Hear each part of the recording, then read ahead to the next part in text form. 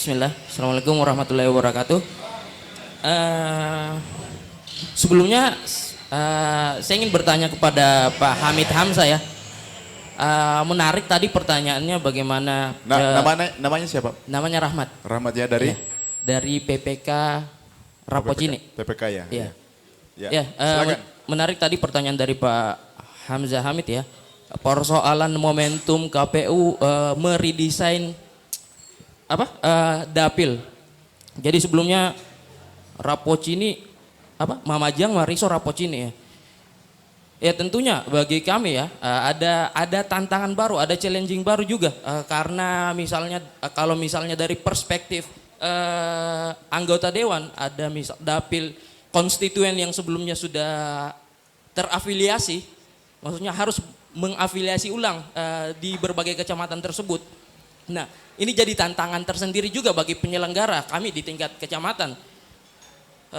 Misalnya untuk memetakan potensi-potensi rawan dari kecamatan-kecamatan kami sebelumnya ya kami harus men-scanning ulang di mana titik-titik rawan tersebut. Ya saya kira itu menjadi tantangan kami juga, jadi tidak hanya perspektif anggota dewan bahwa ini merubah afiliasi sebelumnya, tapi menjadi tantangan sebenarnya. Jadi feedbacknya kembali ke KPU. Jadi KPU kembali ke KPU juga. Jadi tantangan ini ya keinginan kami dari PPK tentunya bahwa pemilu ini berjalan secara kondusif.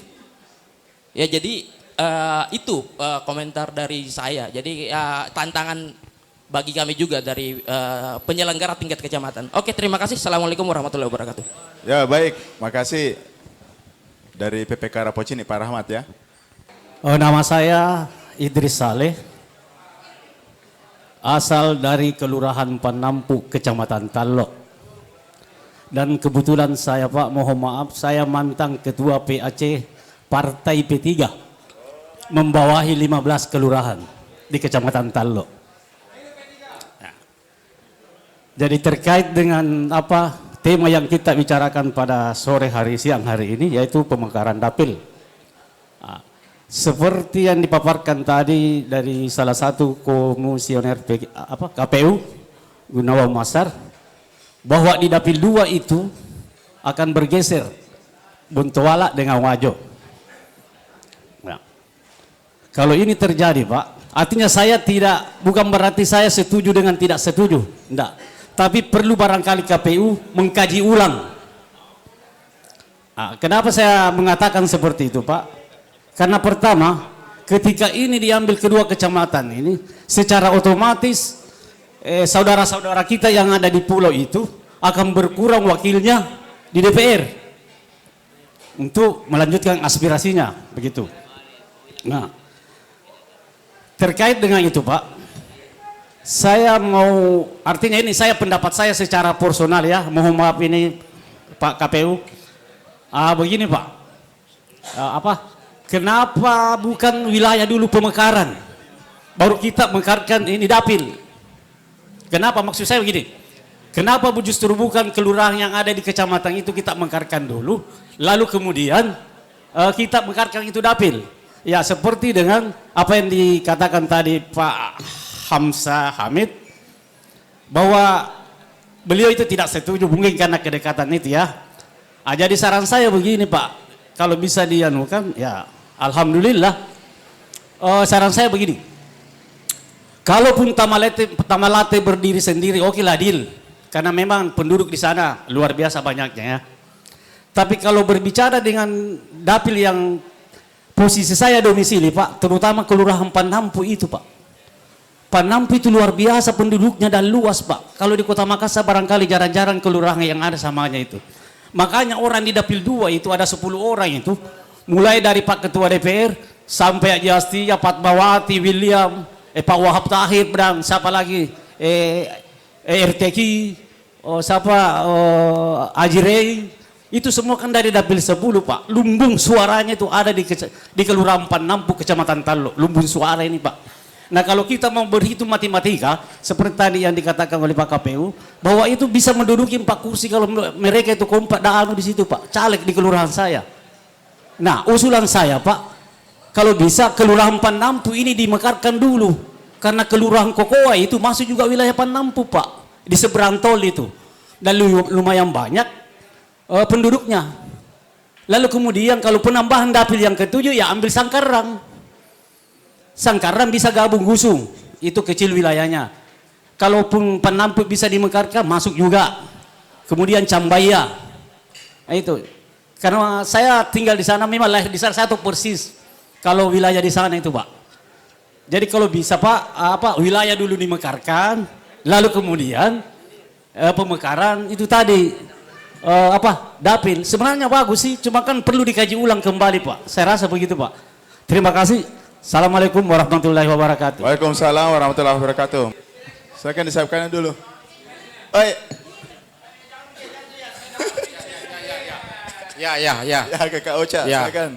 Assalamualaikum warahmatullahi wabarakatuh. Saya Kakak Ocha mengucapkan terima kasih kepada Herald ID yang sudah mengadakan bincang politik di Deng Anas. Semoga KPU Kota Makassar atau DPRD Kota Makassar juga melanjutkan hal baik dari Herald ID. Di sini mau sering, karena bagus memang sini. Jadi bagus, jadi warkop yang bagus di sini. Kenapa? Kenapa saya bilang warkop yang bagus di sini? Ini teman-teman media semua ini. Kita lihat semua teman-teman media. Tentu apa yang disampaikan dalam bincang politik kali ini itu langsung tershare. Jadi kalau mau bagus, terima kasih Pak H2O Hamid. Jadi Pak H2O ini saya panggilkan Pak Hamzah Hamid. Kalau temannya ada H2L, beliau ini H2O Hamzah Hamid. Oke. Kalau kita berbicara tentang memekarkan atau istilah kerennya KPU menata ulang, itu permainan kata-kata Ji. Kenapa tidak jauh-jauh hari? Ini kan 2024. Dekat-dekat baru mau ditata. Harusnya setelah di pemilihan di 2019 kemarin itu sudah ada memang menunya bagaimana terjadi riak-riak Ini dekat-dekat Kemarin saya sempat syuting ada di DPRD di Ruang Banggar. Kebetulan waktu itu saya syuting kegiatan begitu Pak H2O bincang bersama anggota DPRD dengan pihak komisioner KPU dengan PPK beberapa.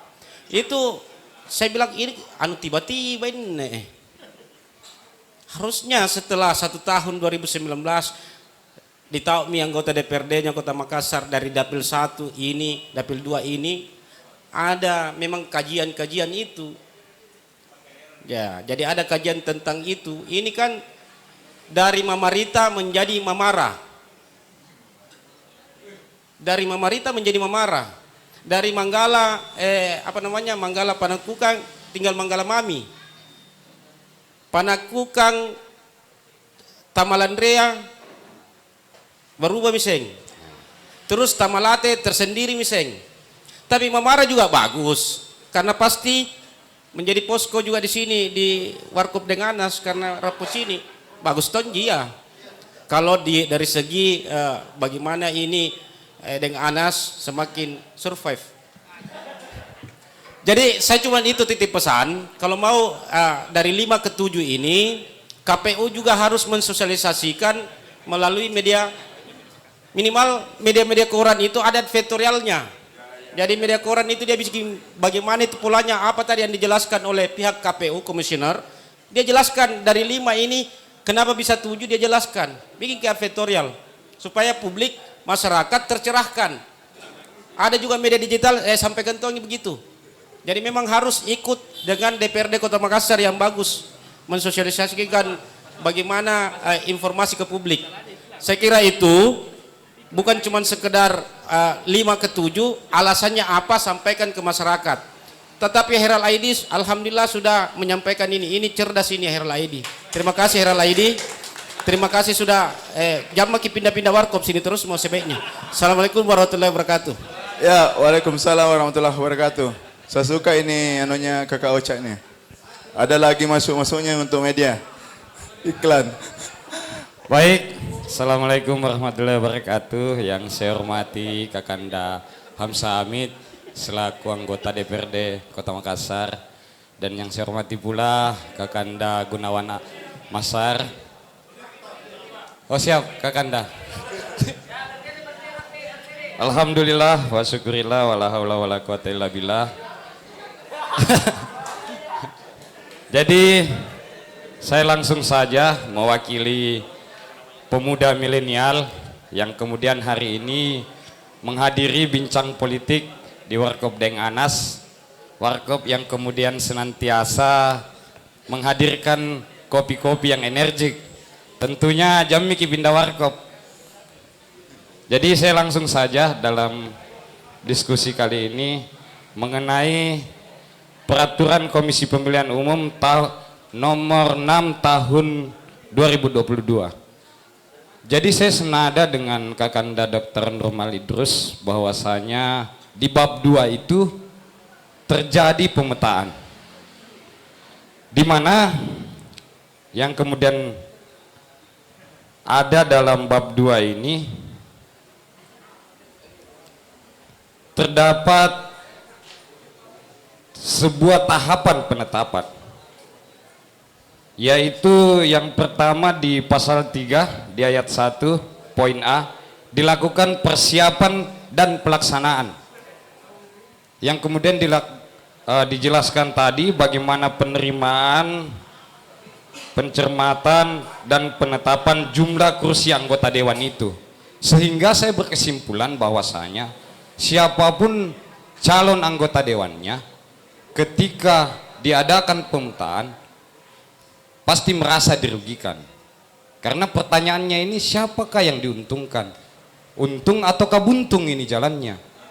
Jadi sedikit win-win solution Kakanda Komisioner KPU, sehingga saya juga senada dengan Kakanda Ocaku tadi bahwa ini seperti bersifat dipaksakan gitu.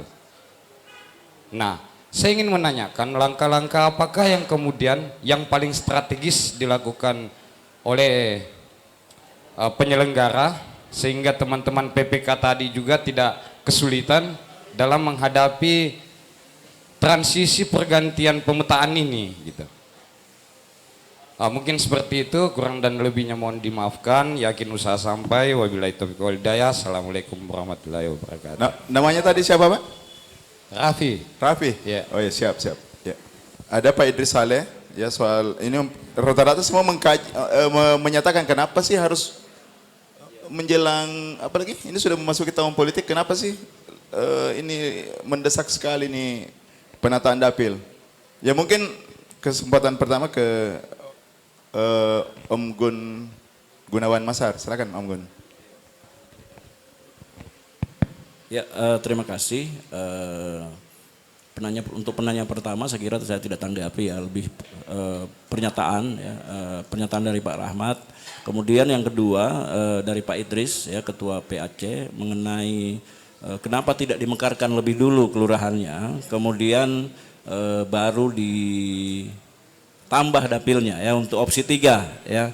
Karena pemekaran yang dimaksud adalah pada opsi 3 ya, penataan dapil. Kami secara keseluruhan itu bahasanya penataan dapil Pak, karena ada beberapa opsi yang kita tawarkan, ada opsi 1, 2, dan 3. Kebetulan memang di opsi 3 itu ada dari 5 dapil menjadi 7 dapil. Nah, memang mengenai jumlah besaran kelurahan-kelurahan, saya kira memang sudah menjadi cerita di Makassar bahwa banyak kelurahan di Makassar itu yang luar biasa dinamisasinya, dan juga dari sisi tata kelola khususnya ketika pemungutan ya, jumlah TPS-nya itu yang banyak. Ini yang membedakan sebenarnya Makassar dengan kota-kota lain ya. di Sulawesi Selatan, termasuk juga kota-kota lain di luar Sulawesi Selatan, di Jawa misalnya. Banyak yang membandingkan di Makassar jumlah penduduknya memang 1 juta, tapi kan di Jawa juga jumlah penduduknya besar. Misalnya di Bogor itu bisa sampai 2 juta ya jumlah penduduk dan sebagainya. Tapi juga tidak terlalu, ketika rekapitulasi tidak terhambat ya.